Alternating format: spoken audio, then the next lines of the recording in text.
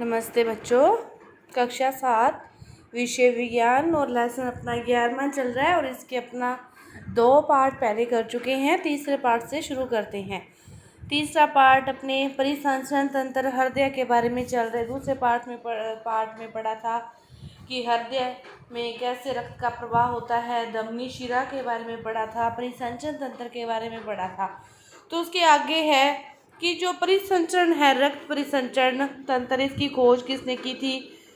William Harvey ने की थी। विलियम हार्वे नामक एक चिकित्सक ने इसकी खोज की थी।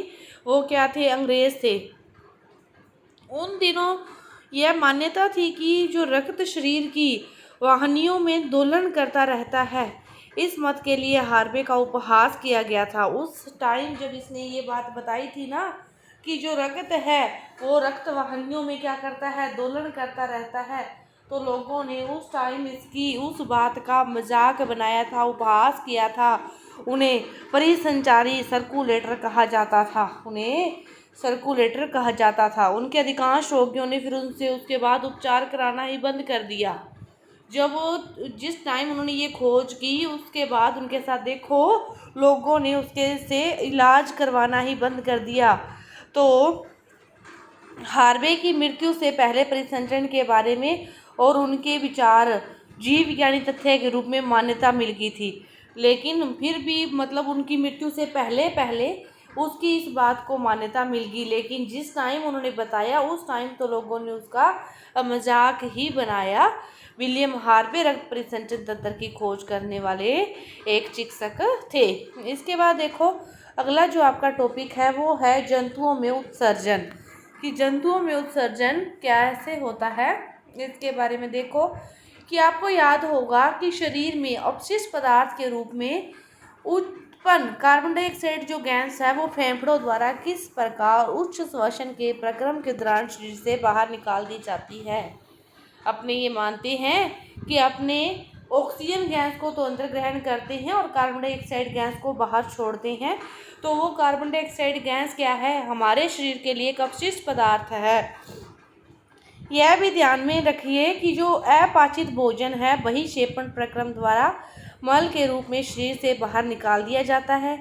आइए हम मालूम करते हैं कि जो अपशिष्ट पदार्थ हैं ये है क्या और इनको उत्सर्जन करना क्यों आवश्यक है। तो जब हमारी कोशिकाएं अपना कार्य करती हैं तो उस समय जो कुछ पदार्थ हैं वो क्या है? अपशिष्ट के रूप में निर्मुक्त होते हैं।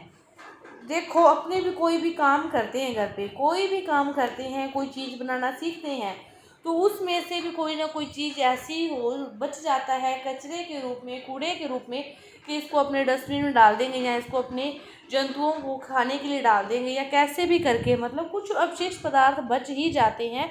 तो उसी तरह जब हमारे शरीर की कोशिकाएं अपना कार्य करती है तो कुछ पदार्थ हैं उस टाइम अपशिष्ट पदार्थों के रूप में निर्मुक्त हो जाते हैं। अधिकांशतः ये पदार्थ क्या होते हैं? जहरीले होते हैं। इसीलिए इन्हें शरीर से बाहर निकालने की आवश्यकता होती है क्योंकि यह हमारे लिए हानिकारक हो सकते हैं। तो सजीवों द्वारा कोशिकाओं में निर्मित होने वाले अपशिष्ट पदार्थों को बाहर निकालने के प्रक्रम को उत्सर्जन कहते हैं। और उत्सर्जन में भाग लेने वाले जो सभी अंग हैं वो मिलकर क्या बनाते हैं? उत्सर्जन तंत्र बनाते हैं। सभी अंग मिलकर उत्सर्जन तंत्र बनाते हैं। तो मानव का उत्सर्जन तंत्र क्या है?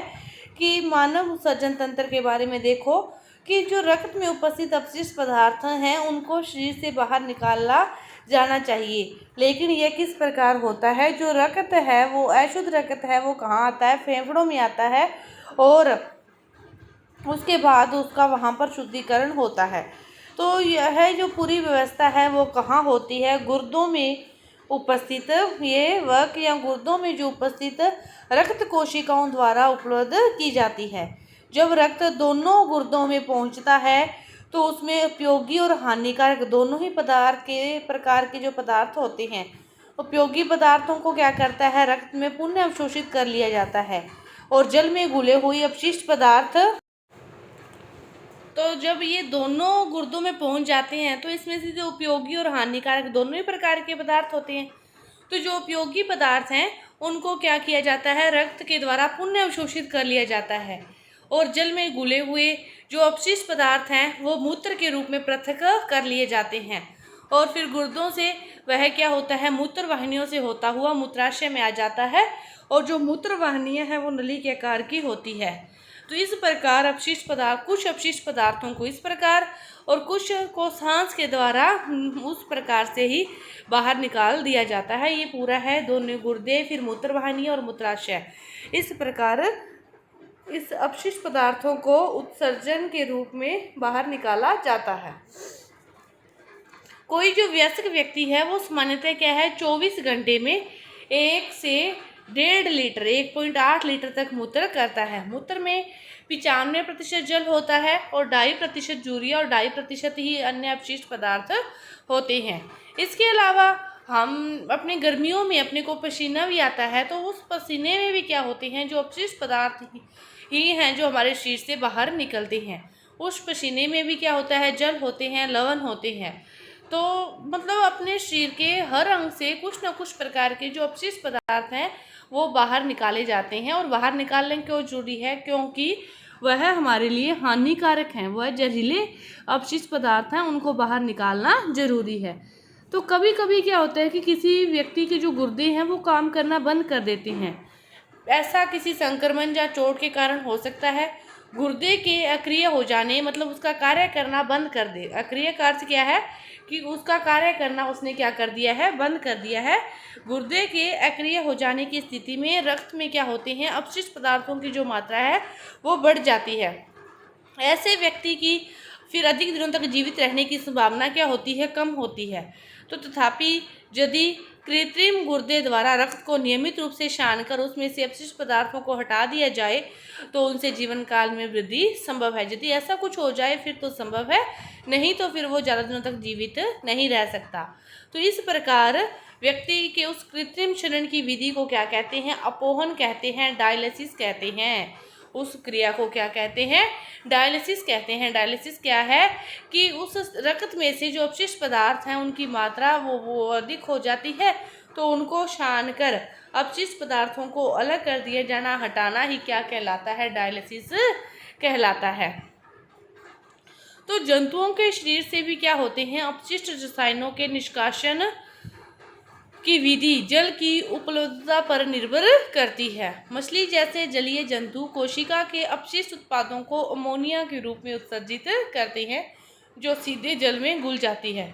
पक्षी, छिपकली, सर्प जैसे कुछ जंतु अपने शरीर से अपशिष्ट पदार्थों का उत्सर्जन अर्धघन पदार्थ के रूप में करते हैं। उसे श्वेत रंग का जो यौगिक है वो क्या है, यूरिक अम्ल होता है। वो क्या होता है, यूरिक अम्ल होता है।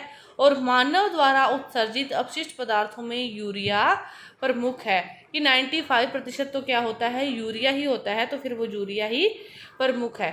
इसके बाद जो अगला आपका टॉपिक है, पादपों में पदार्थों का परिवहन, तो इसके बारे में अपने अगली वीडियो में करेंगे। धन्यवाद।